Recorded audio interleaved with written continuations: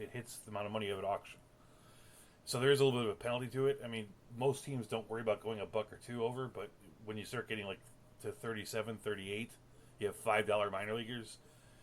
You can lose, $10, $12. That's virtually an entire player at auction. So there's a painful side to it.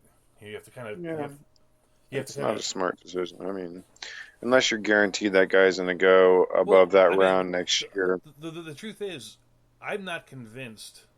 I mean, don't get me wrong. I think that minor leagues is generally speaking better than college baseball, right?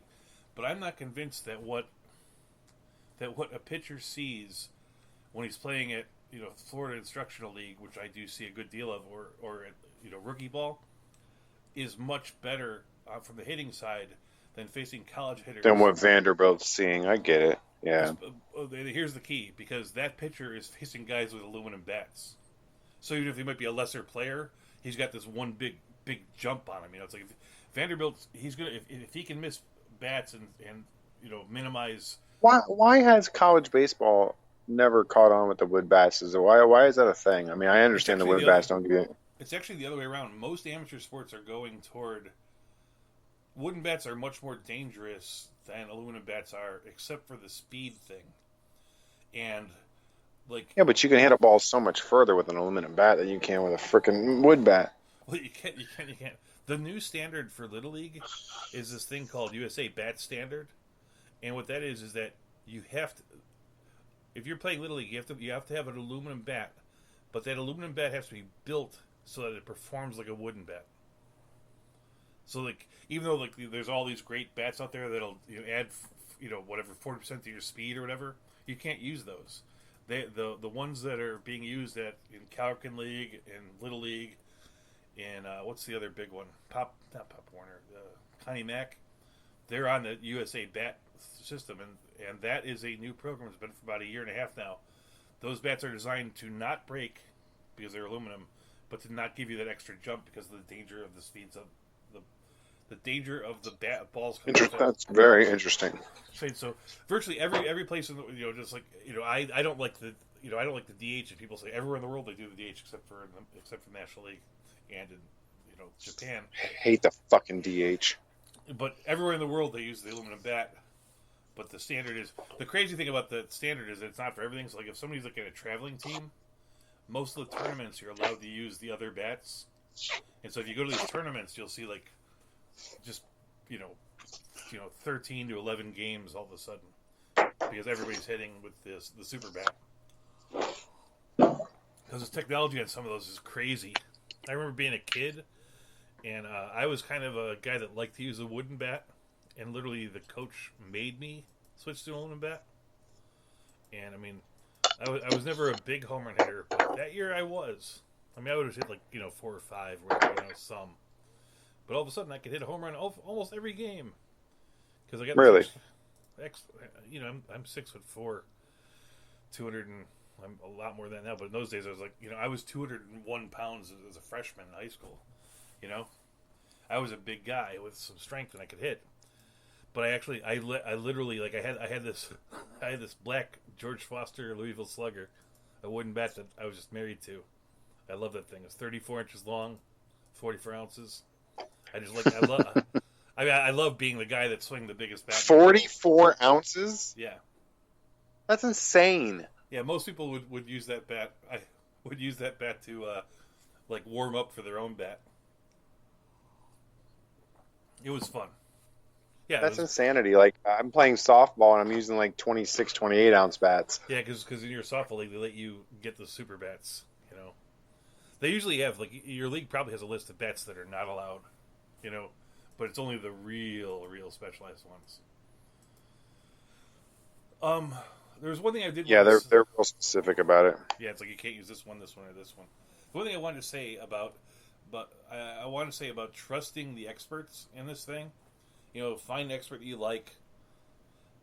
RotoWire. I like Major League Pipeline not because they're brilliant, but because the website is actually the nicest of the websites. It's like the easiest to use. They might not be as in depth as the other guys, but just you can see all your guys in nice little things.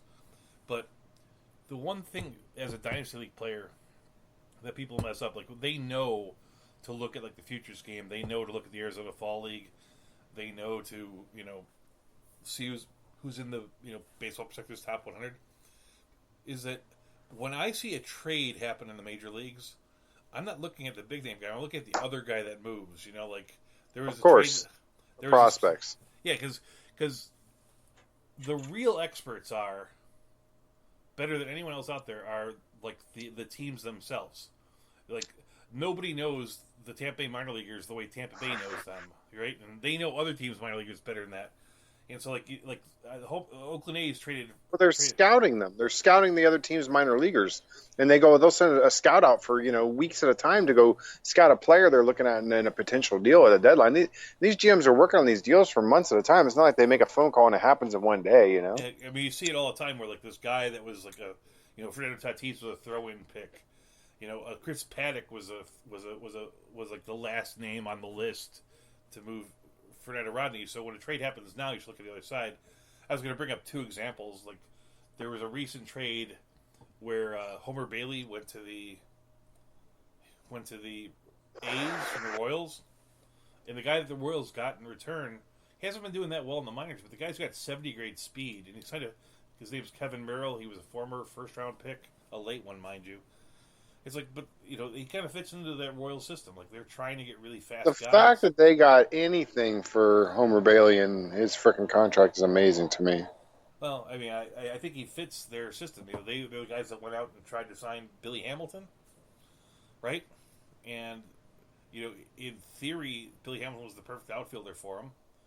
In practice, you got to bet more than 210 in order to play in the major leagues. Yeah, he's consistently had that on base percentage around 280, 290. That's a problem for a guy who makes his whole living off of getting on first base and stealing it. Well, that's the other thing is they actually in that Atlantic League they tried out this other rule, which it started after when they came back from the All-Star break, where now if you can steal first, It's so stupid on any pitch. It's so stupid. Why?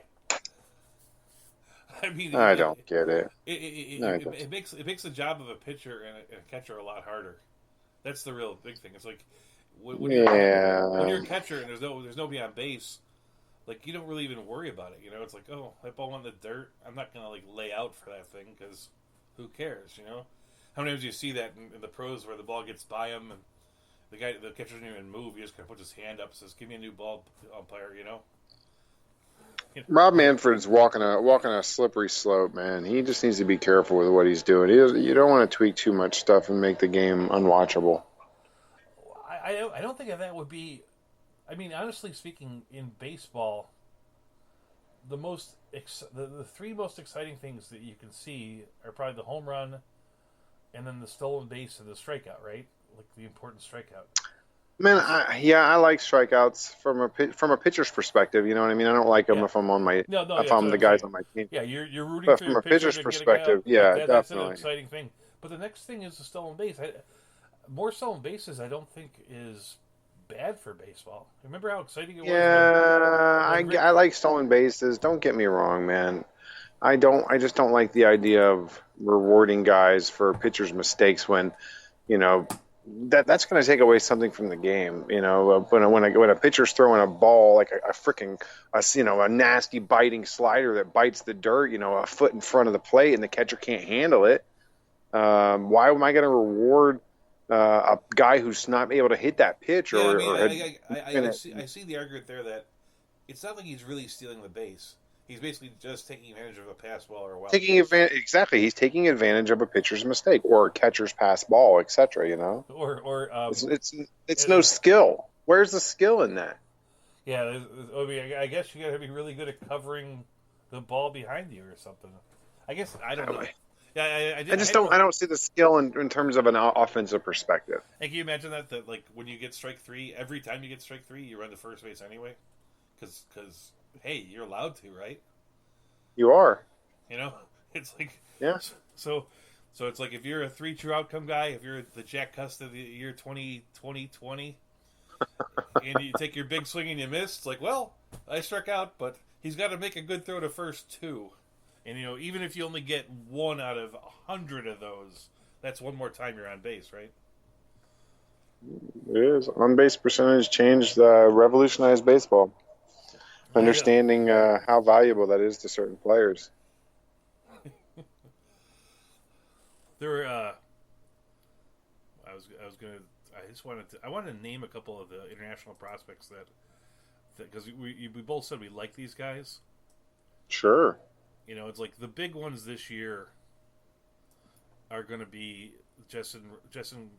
I always get his name wrong. The guy the Yankees got, Justin Dominguez, Marco Luciano, and then the third guy is Puason, Robert Puason. Luciano, though, dude, has been fucking ridiculous for the Giants, man. Like, they're already talking about him as being like one of the next great players. They're raving about him in Low A, and the things that he's.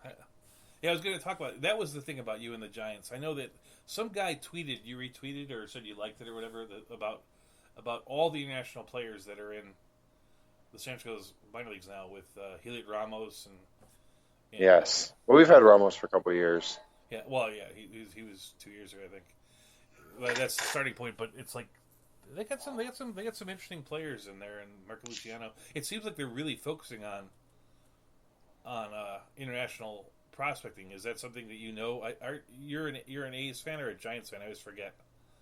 Both, but I lean more towards the Giants. I really like what Zahidi is doing, and they basically, I want to say it was either the beginning of this year or it was the middle of last year. Some point they basically got rid of the entire scouting department and the people that have been running the draft, and they replaced them with all new people. And I tell you what, man, it has made a major difference in terms of the amount of good players that they've brought into the system. Good young players. And like I said, with prospects, we can't always say, 100% of them are going to turn out. But even if, 30% of them turn out well, we're looking in a good direction. I like Bart a lot. The catcher, number 1 overall, we drafted. I think we maybe top 5 pick a couple years ago, 2 years ago. Yeah, Bart was. He's been hitting really well. I'm actually shocked that Adley Rutschman went number 1 overall this year, and Bart sort of fell a couple of spots simply because he was a catcher. Only because he was a catcher. Everyone thought he could hit. Everyone thought that he could field position. We're like, no, we're going with somebody else because you're a catcher, and it didn't affect Rutschman at all. Because I don't know that Rutschman's better than Bart. I don't know that. I don't think he is. It's like I think Bart's the better player, and Bart's, man, he's hit. You know what I mean? His bat's played well. He's hit above average, which is what you want to see from a guy like him.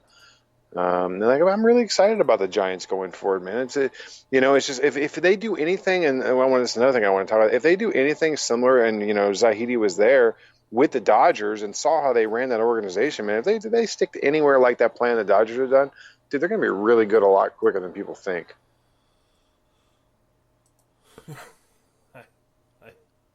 I agree.